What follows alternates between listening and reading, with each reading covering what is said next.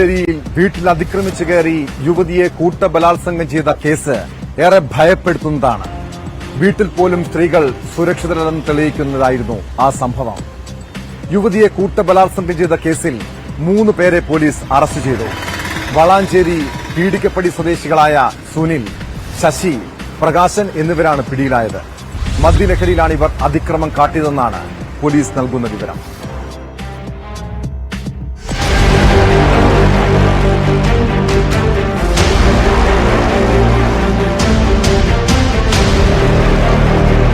മലപ്പുറം വളാഞ്ചേരിയിൽ യുവതിയെ കൂട്ടബലാത്സംഗം ചെയ്ത സംഭവത്തിൽ വളാഞ്ചേരി പീടികപ്പടി സ്വദേശികളായ വെള്ളാട്ടുപടി സുനിൽ, താമിത്തൊടി ശശി, പ്രകാശൻ എന്നിവരാണ് അറസ്റ്റിലായത്.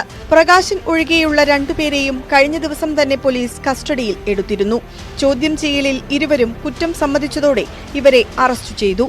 മൂന്നാമനായ പ്രകാശൻ പാലക്കാട് നിന്നാണ് പിടിയിലായത്.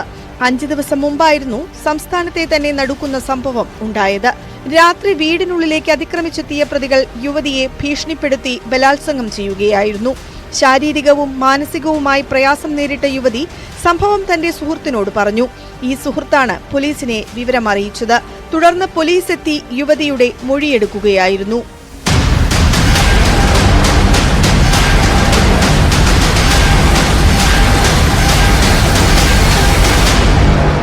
പേരറിയില്ലെങ്കിലും 3 പേരെയും കണ്ടാൽ തിരിച്ചറിയുമെന്ന് യുവതി നേരത്തെ തന്നെ പോലീസിന് മൊഴി നൽകിയിരുന്നു. തിരൂർ ഡിവൈഎസ്പിയുടെ നേതൃത്വത്തിലുള്ള സംഘമാണ് സംഭവത്തിൽ അന്വേഷണം നടത്തുന്നത്. മദ്യലഹരിയിലായിരുന്നു അതിക്രമമെന്നാണ് പരാതി.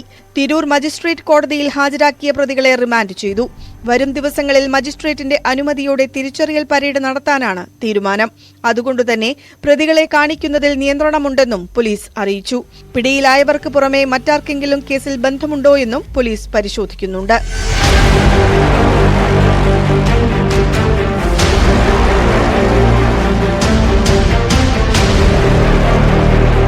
News 18 തിരൂർ.